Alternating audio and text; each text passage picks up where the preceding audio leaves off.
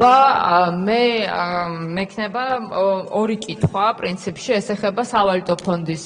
მისიის შეწყვეტას თქვენ დაადასტურეთ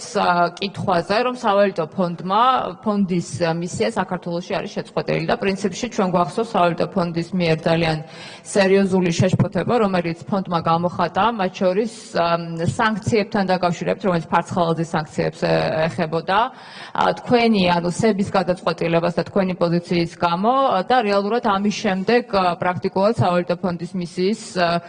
მუშაობის განახლება და პროგრამის განახლება საქართველოში აღარ მოხერხდა. პირველი შეკითხვა იქნება შემდეგი, ანუ როდის განახლდება პროგრამა და რას აკეთებს ეროვნული ბანკი იმისთვის, რომ ეს პროგრამა განახლდეს, ანუ როგორია სავალუტო ფონდის პოზიცია და მათ შორის როგორია სავალუტო ფონდის პოზიცია თუნდაც იმ სანქციებთან დაკავშირებით, იმ პოზიციასთან დაკავშირებით, იმ ბრძანებულებასთან დაკავშირებით, რომელსაც თქვენ ხელი მოაწერეს და ეს იყო ძალიან მძიმე გადაწყვეტილება მათი აღქმით. მეორე კითხვა ეხება ასევე სანქციების თემას, ეს ეხება ფარცხალაძის თემას ასევე, რომელსაც მიეცა საშუალება და უფლება, რომ გადაეფორმებინა, ანუ დრო მოიგო იმისთვის, რომ გადაეფორმებინა ქონება თავისი ახლობლებისთვის, პრაქტიკულად ამან გააჩინა რაღაც სივრცე, რომ ხომ არ შეიძლება სხვა ადამიანებიც, რომელსაც სანქციების ქვეშ აღმოჩნდებიან, ესე მოიქცნენ და რეალურად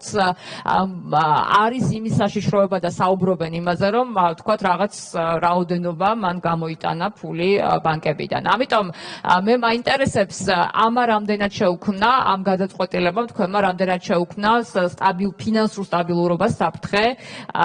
და მათ შორის დააყენა ეროვნული ბანკის დამოუკიდებლობა კითხვის ნიშნის ქვეშ. პრინციპში წავიდა რამოდენიმე მოადგილე თქვენი ამ გადაწყვეტილებას. ნინო წილოსანი. ქალბატონო ნათია ჩვენი მოსახლეობის გარკვეულმა ნაწილმა